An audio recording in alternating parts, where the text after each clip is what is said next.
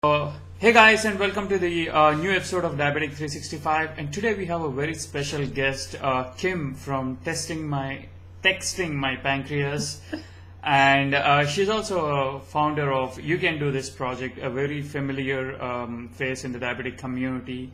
And hey Kim, how are you? Hi Vijay, I'm good. How are you? I'm doing pretty good.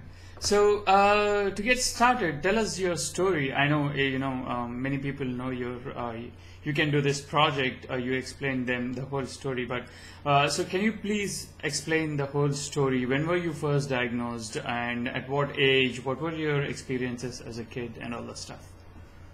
I was diagnosed when I was 6 years old, so I don't remember a whole lot of it. I remember being in the hospital and that kind of stuff, and learning how to inject into oranges and dolls and stuff. But yeah, I don't really remember a lot of life before that. So kind of diabetes is all I know. But diabetes type 1 at least had run in my family before. So my mom's father had it. So she kind of recognized the symptoms early, I guess.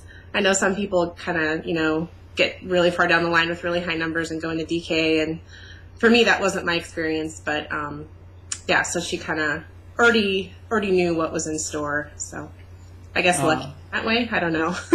I don't know if that's lucky, but. So you showed all the classical symptoms of diabetes when you were at 6. Yeah, I got really thirsty and lost weight and had to get up and use the bathroom all the time, and yeah. So as a kid, how did you manage this at school or in the playground? I know that I had to keep all of my testing supplies and everything, insulin, whatever I needed, in the nurse's office. So, I mean, it was kind of a matter of having to go there every couple hours and do whatever I needed to do. She'd do my injections or whatever. So, honestly, I don't remember a lot of it. So, okay. She'd be interviewing my mom, maybe. So I know that you wrote, you carried a big diabetes journal or kind of a book when you went to college. So tell us your experiences at college. Was it very easy? Was it very tough to find other people living with diabetes? Or, tell us your story when you were in college. Yeah. As I was growing up, I went to a diabetes summer camp for a couple summers and, had different people my mom knew because she volunteered for the Juvenile Diabetes Research Foundation. So she knew other parents that had kids with type 1. So, I kind of got to know a few people as I was a kid. Not that I, they didn't go to my school or anything, so I didn't see them on a daily basis. But I kind of had, some people I knew in my peer group. And then I got to college and, everybody gets busy and, you make new friends. And all of a sudden I didn't have anyone I really knew around me that had type 1. So, kind of a combination of that, and then I also have hypothyroidism, and it hadn't been diagnosed yet in college, although I'm pretty sure I still had it. It just hadn't been caught yet. So kind of a combination of not having a support system because my parents and my family were so far away when I was at college because I went out of state, and then also kind of having those medical issues that made life a little bit harder without the proper medication and stuff. I don't know, it made it kind of tough. So in the book that you referenced, I showed in my You Can Do This video, I was kind of like one of my journals that I had, and that was kind of my way of dealing with things then, was to, draw it out or write poems or, kind of do whatever I needed to do to work through those feelings. So you kind of wrote everything, jotted down everything when you felt really down, how exactly did you use the journal to, bump back to the normal world? I was an art major too, so it wasn't just that journal. I mean, there were things in art projects that I would do that, I was in a really dark place then. I'll just say that up front, which if you watch the video, you know what I'm talking about, but, there was some pretty dark imagery that I used, and, I would do that in my art classes, and then, kind of freak people out because they thought I was, suicidal or something. But that was just my way of dealing with those feelings. Not that I was going to act out on it necessarily, but, yeah, so, that kind of helped me through. And then getting the hypothyroidism diagnosed and getting on, Synthroid and some other things, kind of helped, me feel more like myself again. And, there's some other life changes that happened then too, but really it was kind of those main two things, I'd say. So in the journal, you said that you built walls so thick that you isolated from the whole world. So when did you break this apart? When did you break this and come out and said that, no, I can do this. I have to fight for it for the whole life and I'm going to win. So when did that happen? I think it was kind of a gradual thing. I don't think it was any one event. It was kind of, that period in college, it was really tough. And then I got out of college and was kind of out on my own for a little while. And so I just kind of didn't think about it, I guess. I was just kind of like, it's just something I had to do. It was just another part of my life, and it sucked, but, you do what you have to do. So, and then maybe, that was kind of how I was for a while. Didn't make diabetes really a priority. It was just kind of something I, tried to maintain. And then maybe in 2009, I kind of stumbled upon some online resources. Like Juvenation was the first online diabetes community that I found, and I found some blogs and started reading those. And it was kind of at that point when I started reading other people's experiences that were so similar to mine that I hadn't really stopped to process or analyze how I felt about it. It was just there. And kind of once I started dealing with those feelings, it kind of became something like, yeah, if they can do this, I can do this too. So I guess you could say the seeds of the project were planted then. So. Yeah. Okay. Tell us something that you wrote in your journal you didn't tell anyone. So tell us one secret that you wrote in your journal. Oh man. I definitely didn't show the worst pages in that journal. I'll keep those for myself, but it was just a lot of dark imagery. I don't know if I want to share exactly what those things are. Maybe I will someday, but it was just a lot of dark stuff, kind of giving a physical representation of how I felt inside. So. Mm-hmm.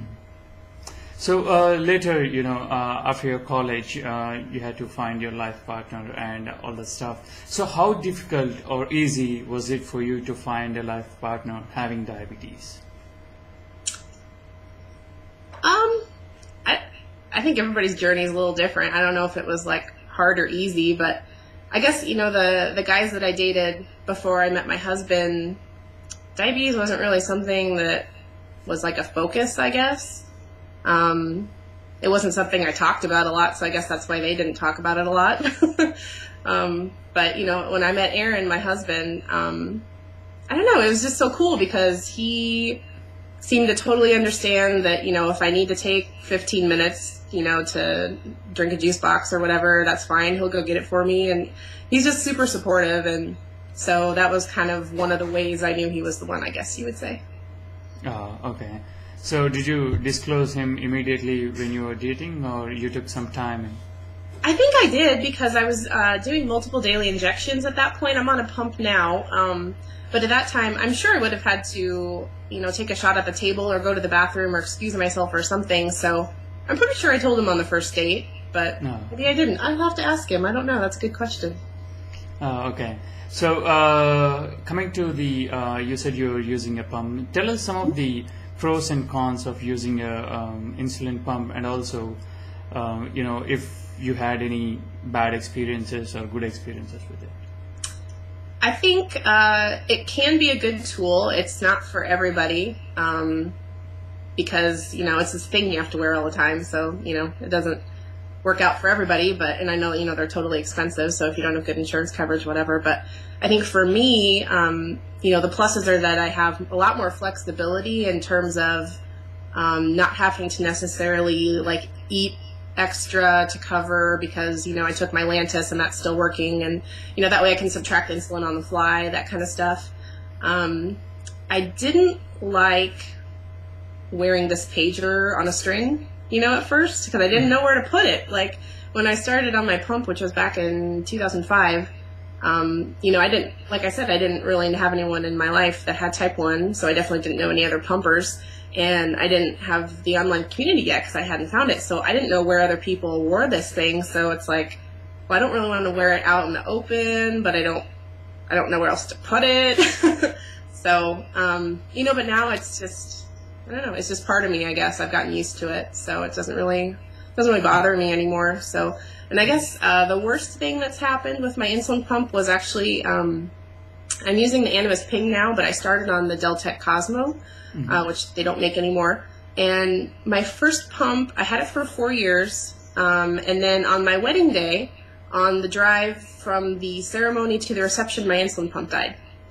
So that was a pretty bad experience, but you know, I'll give it to Cosmo. They overnighted me a new pump because we were actually we got married on Saturday and we're leaving on Monday for our honeymoon, and they overnighted it to me and I had it Sunday morning. Like I called them at 4 o'clock on Saturday and they had it to me the next morning. So I was just like, thank goodness. So that's great. Yeah. So later, you know, in 2002, you said, I think you came across this DOC, Diabetic Online Community. So how did you build a big wall around yourself, the whole support system with the Diabetic Online Community, either with Facebook or whatever social networking tool you had? So explain us all this stuff. Yeah. Like I said, a couple of years ago, I found some blogs and I found Juvenation. I think it was through like a JDRF newsletter or something that I found it. But, you know, I just started reading through and talking to people and, you know, leaving comments. And I was a lurker for a while on the blog side of things. Like I just read, I didn't leave any comments. But I think you kind of, you know, you get to know people as you read their words and their experiences and find that you share a lot of things. And so, you know, I did the forums thing for several months, and then I kind of got to a point where I was like, well, I kind of feel like I might have some things that I want to share with people. So then, like a year ago, I started my blog and started writing and drawing and all that kind of stuff. And I don't know, it's kind of you just get to know people in different ways. And like Twitter, I had signed up for, and it just sat there for like a year. I didn't use it. I was like, I don't know what I'm supposed to do with this. Like, I don't get how it works. But once I started like blogging, I was like, oh, well, I guess I could use Twitter, you know, like for, you know, talk to other people that blog or whatever. And so that was kind of, you know, using the hashtags like the diabetes hashtag or dblog or sweatbeaties, that kind of stuff. You find people, and yeah, I don't know, just kind of organically happened, I guess. Okay.